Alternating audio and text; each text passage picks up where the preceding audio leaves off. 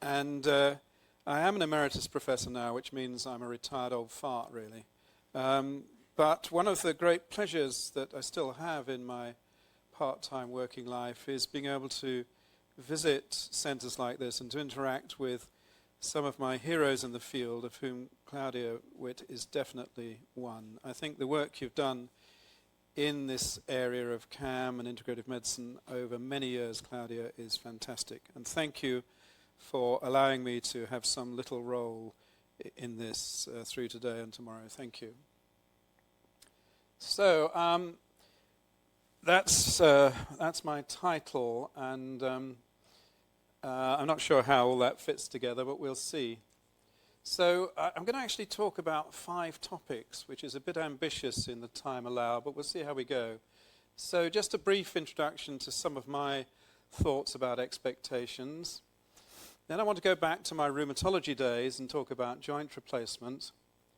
And then go on to some of the things I'm working on at the moment, which include issues like safety and validation, and then see a little bit about how this might all tie in with placebo and healing. So that's where I'm going. So we'll start with expectations. And expectations, as we've just heard from the introduction, are very important. They change outcomes. There's a massive body of work on this. Just 2 examples. If you are given a cup of coffee and you're told it's got caffeine in it, you will have a physiological response with raised heart rate and all the rest of it, as well as the psychological effects of increased attention and anxiety and all the rest, even if it's got no caffeine in it, as long as you're told it's got caffeine in it. Loads of experiments to show that sort of phenomenon. And on the other side of it, in the nocebo, perhaps some of the best examples is from trials. If we warn people in trials that side effects may occur, quite a lot of the people who've got the dummy tablet, the tablet with no active ingredient, will get those same side effects. So they've been told to expect the side effects, so they get them. So these are powerful effects. They're reproducible. Many, many experiments have shown that they occur. And the implications of this, I think, both for clinical work and for our research are huge. So when we're doing clinical work, what we tell our patients to expect, how we deal with the expectations they may have picked up from the internet or from talking to friends, all of these things are potentially going to be very important. And in our research, we have to think about how we, for example, consent people to trials. I think this is an unexplored area that really needs attention. What is the effect of the consent form? What effect does it have on expectations and therefore on what happens in the trial? So expectations, very big effects, very important in medicine and in medical research. So far, so good. But what actually is an expectation? Well, it's defined, and this is a definition from a dictionary, as a belief that something is likely to happen in the future. And of course, we all have lots of beliefs, lots and lots of beliefs about what's going to happen in the future, and they're actually part of who we are. They're part of our identity, and they're how we make sense of the world. And within that, and within areas like health, we actually have a magnitude of different ones. Some of them are big ones, and some of them are little ones, and they potentially compete with each other in the way we run our lives. So just for example, big beliefs and little beliefs in health, you might have the big belief that it's all God's will, whether you're going to be ill or not, and what's going to happen in terms of the outcome is dictated by God. That might be a high-level belief. But underneath that, you might have a little belief that actually I think, I might do better if the doctor gave me herbal remedies rather than these drugs. That would be a little belief below it. And the little belief is definitely relational in that it depends on the interaction with other people around you, and it can be changed. So it's not a belief about, you don't have a single belief about whether you're going to get better or not or what's going to happen. You have a multitude of different beliefs which are hierarchical, and some sit above others. And only some of them, I think, are easily changed in relations. So expectation is not a simple construct. So we've managed to get through part one quite quickly, so I think we'll be all right. So I'm moving to joint replacement now. You might wonder why, but we're moving to joint replacement because I've spent an absurd amount of my research career on researching joint replacement. And inevitably, part of that research has been about expectations. So I just want to tell you a bit about that, just to indicate again some of the complexities around this issue of expectations. So joint replacement, good treatment for people with advanced joint disease, advanced osteoarthritis. Usually held up to be one of the best, most cost-effective interventions that we have in modern medicine. But it doesn't work all the time. It works well for most people, but about 10% of people who have a hip replacement, and actually more than 20% of people who have a knee replacement, do badly. They're either not much better or, in some cases, worse than they were before they had the joint replacement. The references here are from the team I've worked with, but there's masses of publications to show that phenomenology of joint replacement. And high expectations, or what's sometimes in this area called optimism about the outcome, are clearly associated with better results in this spread of outcomes after you've had a joint replacement. Andy Judge did that work with my group, but again, several other people have shown that. So if you get a questionnaire asking people about their expectations before they have the joint replacement, and you relate that to how they did a year later, you get a clear relationship with better outcomes for high expectations. It fits with all the other literature about expectations that we've mentioned already. But what happens if you then go and look qualitatively at what's going on? And this is confined to the UK. The UK, I need to remind you, is a small island near Europe. And probably doesn't represent anything really apart from idiotic approach to Europe. But anyway, in the UK, for what it's worth, many orthopedic surgeons, when they're talking to patients, they actively try to reduce expectations. They say things like, and these are quotes, "It's not going to be perfect, it's not going to make you 21 again." They try and lower the expectations because they believe that high expectations leads to dissatisfaction with the outcome. And again, a quote, "Well, of course he's not happy about the operation. He hoped that it would turn him into a great golfer." And these are quotes from work of Anna Sansom using qualitative research with surgeons. So in the surgical community, there's a sense that high expectations are a bad thing because it'll never be met and it leads to dissatisfaction. No evidence that that's true, but that's how they work, and they try to lower expectations, many of them, before the operation. Well, that's quite interesting, but it's not nearly as interesting as what happens if you do qualitative work with the patients. So we asked people on the waiting list to have joint replacement how they thought they would be after the operation. That's just a lay way, really, of saying what their expectations of outcomes were.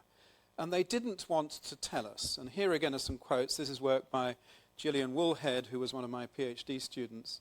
"I don't know what to expect, to tell you the truth. I don't know. I don't like to think about that." Several people said that. I don't want to think about it. I don't know.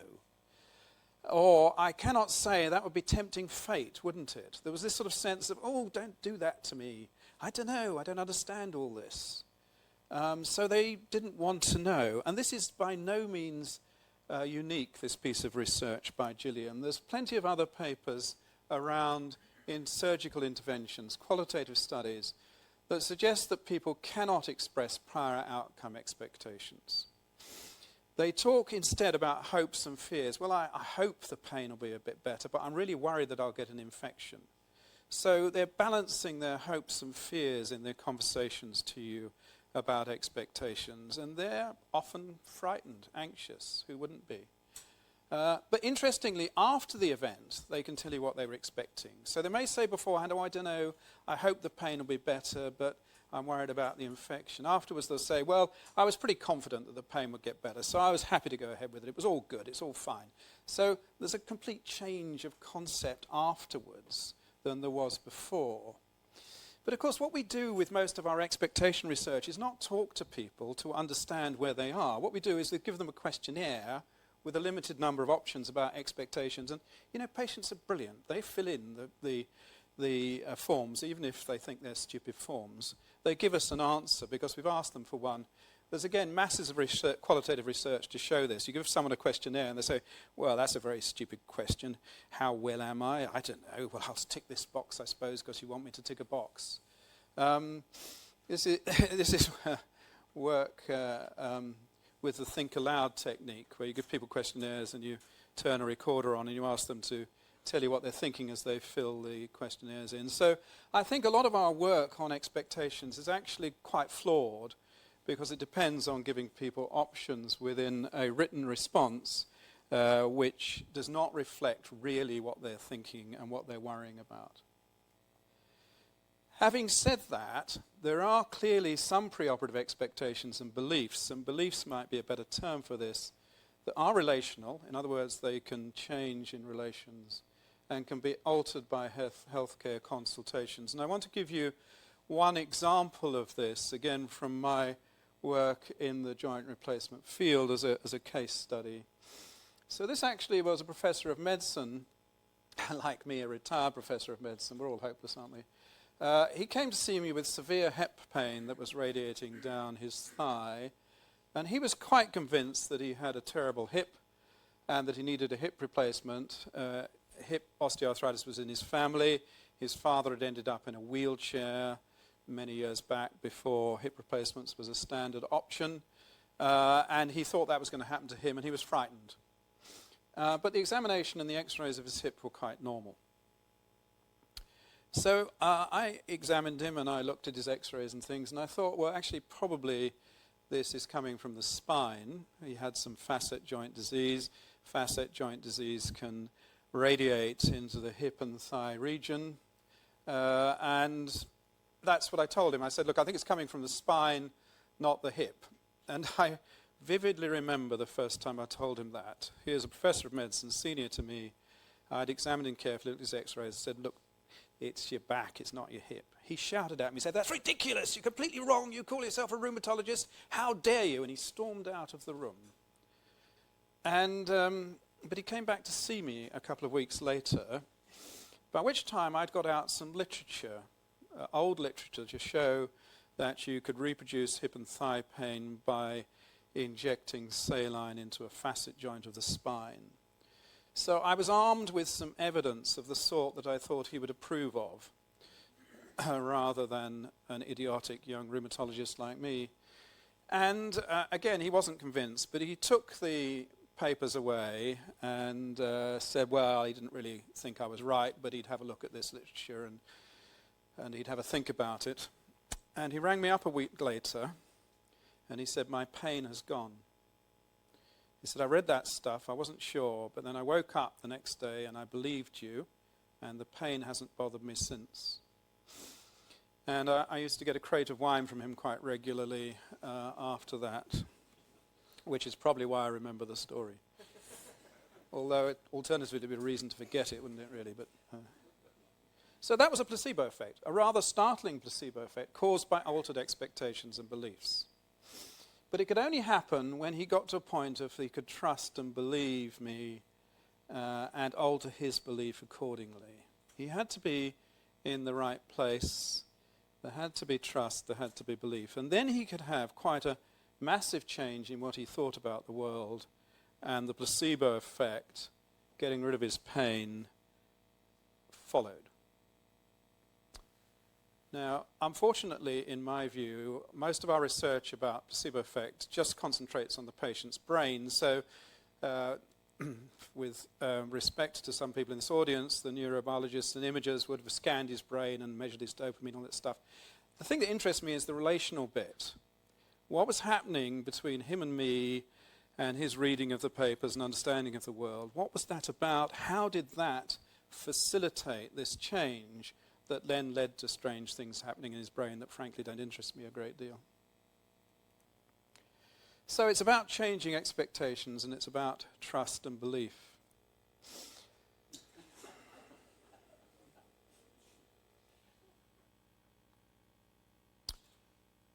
We never trust a used car salesman, do we? But what about this person? Show of hands, how many people feel they could trust this lady? About half of you. I mean, not sure, are you? So not sure is a good response. And what about this one? It's difficult, isn't it? And it's because actually, you see, it's all about context. It's the context they're in. It's the trappings. It's, oh, I've done something terrible. I've probably ruined the whole day. Oh, no. I was looking for a pointer, but is this the, oh, gosh. This one, the pointer. Oh, that one. I want to use this. It's, It takes it right in. I was just going to point out to his power symbol, you see. He's got his power symbol around his neck. And he's got his white coat. He's got his symbols on, symbols of power and authority. And it's all those sort of contextual issues and other stuff, as well as the cheesy smile and the rest that might affect this issue of whether we trust people. The fact is we make very rapid decisions about whether to trust our used car salesman or not. It's almost like that. As you walk in the room to have a consultation with somebody, the trust issue can be almost instantaneous. I have no idea how that works. I think it's really interesting. Highly context dependent and very individualized, I think. So I think the issue of why we put our trust in some people and not others, and why we let some people alter our beliefs and our expectations, is a really interesting issue around this topic, and really relevant to whether we're going to get these massive placebo effects or nocebo effects or whatever. And I think it's really complex. It's clearly context dependent, and I don't think we know much about it. But we have been working on one relatively simple biological mechanism that might help us here in our ability to help people with their expectations, and that's the polyvagal theory. I'm going to be boring and just ask for another show of hands. How many people here know about the polyvagal theory? Okay, I see 1, 2, 3, 4 hands. That encourages me. Well, actually, it discourages me. You should all know about the polyvagal theory. Why doesn't everybody know about the polyvagal theory, for goodness sake? It's been around for a long time, but it's always the same. Nobody's ever heard of it. It really gets to me, this, you know. I don't know what Stephen Porges thinks. I can't imagine, because he's the guy who actually developed this theory many years ago, and I think it's a game changer. So it's about safety and validation. So what does this picture make you feel like? Don't write your answers on a postcard. Shout them out. How does it make you feel? Joyful, cozy, good, yeah? Safe, perhaps even? Yes, it produces a nice relaxation response in us as human beings. And there's a very good physiological reason for that. So we all know about the fight or flight response, or its extreme end of the scale, where you shut down completely. Response largely sympathetic driven within the autonomic nervous system. And that's a preservation response. But we also have the opposite built into us as higher animals, another system that's just about the complete opposite of the fight or flight, that allows us to work in groups and to nurture our young, which take a long time to mature. In the case of my own children, some 40 years. Don't tell them I said that. And that's the nurturing response. The response you get when you look at a young baby when it first smiles to you. You want to look after it, you want to nurture it. And you feel relaxed and you feel good. So that response is the opposite of the fight or flight. And the great breakthrough of understanding that Stephen Porges made was to realize how this was operated through a particular part of the vagal nervous system and its interactions with the means of communication that we have between each other as human beings. So these systems affect how we speak, and they affect what we hear. So if you turn on a threat response in someone, if they feel threatened, they will start speaking in a monotone like this, and they will not look you in the eye, and they will not hear what you say. But if you activate the nurturing response, then they'll be all sing-song again, and they'll be able to look you in the eye, and they'll hear what you say. This is a game changer, I think, in understanding that human communications, the effectiveness of human communication, depends on whether we feel safe or whether we feel threatened. So that little girl probably feels safe, and probably so does her dad. But that lady does not feel safe. She feels threatened. And the communication will depend on this type of response. So here's a cartoon of it. It's about how we perceive our environment, and that will dictate our ability to interact with others. If we feel it's dangerous, then we won't be able to socially engage properly. If we feel it's safe, we will. Now, the question I put to you is, how often do you think our patients, and indeed our healthcare professionals, feel safe when they're in a clinical consultation? Yep, not often. Now, one of the things that makes you feel safe is to be validated. Validation and invalidation are a sort of psychobabble area of research that is an advance on empathy. So validation, you feel validated when you know that the other person understands you and has your best interests at heart. The opposite of that is where you don't feel you've been heard or understood, which of course we hear massively from patients, particularly those complaining about us.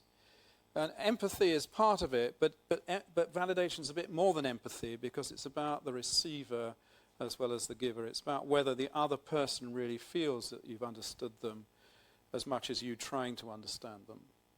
And validation, as I say, does make you, is one of the things that will make you feel safe. It's not the only, there are loads of other things that can make you feel safe or unsafe, but this is one of the things that we can play with relatively easily that will help the feeling of safety. So I guess I've already asked this question. I just got the slide in the wrong place. You know, does that sort of typical consultation story, does that suggest safety and validation? I think not. So some empirical evidence for this. So the hypothesis that another of my PhD students, Maddie Greville and Harris, ran with a little while ago is that validation of another will lead to a sense of safety and a nurturing response, whereas invalidation will be seen as threat, and that this will have the expected results on the autonomic nervous system that Stephen Porges would predict. And it does. And, I missed something there probably. The experiment, first experiment Maddie did was with students in the laboratory doing an impossible maths task and then monitoring the response. So the way that we did this was that Maddie would give them this task and say, you've got 1 minute. It's a very simple task, 1 minute to do this maths task. It was completely impossible. And then when they'd done it, we'd randomized them to 3 groups. One group she didn't give any feedback to at all. She said, well, can you fill these forms in? The group who were randomized to the invalidation feedback, she said, well, goodness me, couldn't you do that? Well, that's a very simple task. I really don't understand why you couldn't do that. And the validation group, she'd say, yeah, look, I'm really sorry. It was impossible, actually. I'm sorry to mess you about that way. It's part of the experiment. No one can do that. So they were either validated or invalidated in their reaction to not being able to do the task, or one group was just given really no feedback, and she tried to stay as neutral as possible with that group. We had one smart ass who did it, actually. That's really quite boring, but you always get a smart ass if you work with students, don't you?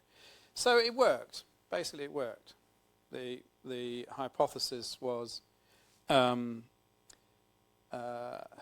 data went with the hypothesis. So the autonomic nervous system responses were, as expected, parasympathetic switch on with validation, sympathetic switch on with invalidation.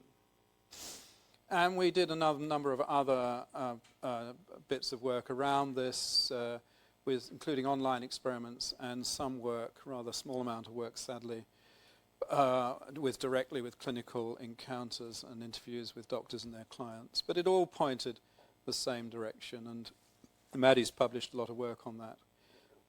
But there's one particular bit, I just put this slide in late because Claudia said I might have a few extra minutes to talk than what I'd expected. Is that still true, Claudia? So I just stuck this one slide in, and I'm going to talk for endlessly about it.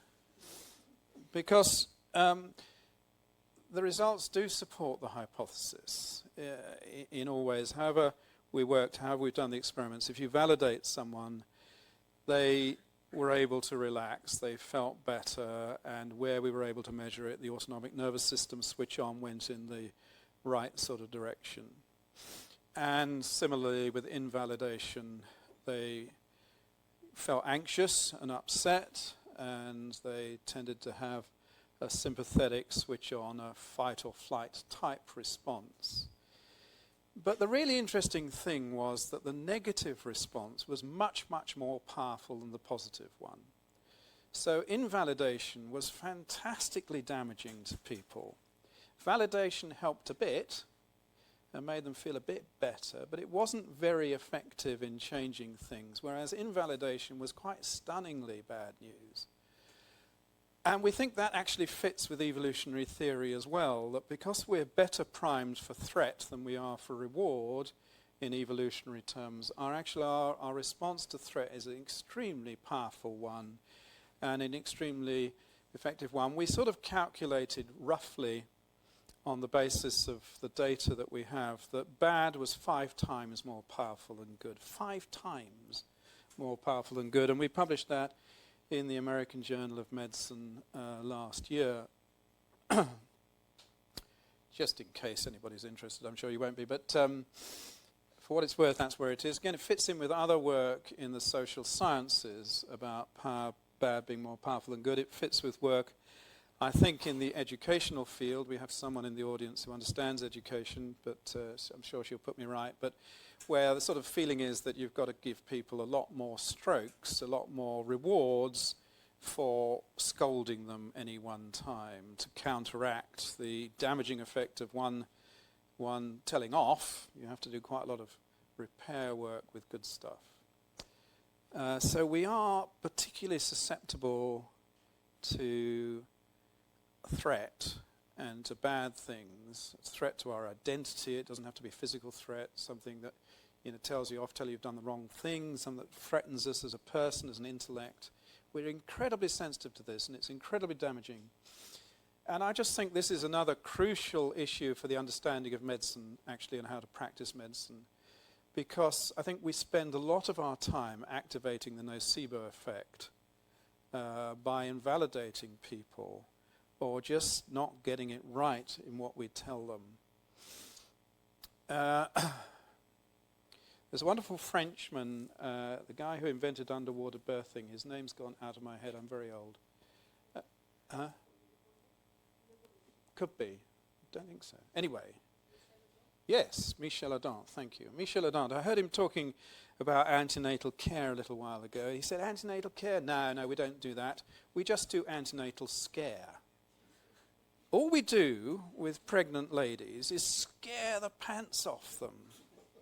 Oh, you better do another scan. You never know. It could be, oh, your blood pressure's a wee bit up. Oh, we better watch that twice a day forever. I mean, it's just awful, isn't it? But I don't think antenatal care is any different from most care. We just scare people. No wonder they don't do well. No wonder conventional medicine doesn't work very well. Because all the time we're just scaring people. We are activating the nocebo response extremely effectively, and bad is much more powerful than good. The people who are good at this, getting it the right way around, include really weird people like hypnotherapists, because their training is in how to avoid negative expectations and negative ideas, and how to just work with the positive. And that's what we should learn to do. So I filled a bit of time with that slide. So, if you feel safe and listened to, then you can relax, you can trust another person, you can interact with them properly, and expectations may alter, and you can activate a placebo response as opposed to a nocebo response, which is what I've been rabbiting on about for the last 5 minutes. Or, I think, in light of what I've said, we could call it the caring response. And I'm actually on a little personal campaign at the moment to reconceptualize the placebo response as the caring response. I think it's the response to being cared for. So, placebo or the caring response, and healing finally. So I hope I've shown you how caring can facilitate a placebo response. The reason that professor, colleague and patient of mine got better was I cared about him and I cared for him and I did some things that allowed him to believe that I was trying to get it right for him and allowed him, therefore, to be able to change his expectations and the meaning of his illness. And Dan Moorman calls the placebo response the meaning response. But I think, as I say, we should call it the caring response. It may be that changing meaning is one of the effector mechanisms, but I think the thing that stimulates it is caring. And I think healing, which is a very strange concept, is at least in part placebo squared, if you see what I mean, or placebo plus, and leads to a massive change that allows reintegration of mind, body and soul to occur. It's always a bit dangerous to say a word like soul in a medical audience, but there we are, I've risked it. So my current work actually with the Institute of Integrative Health in Baltimore is about trying to understand healing.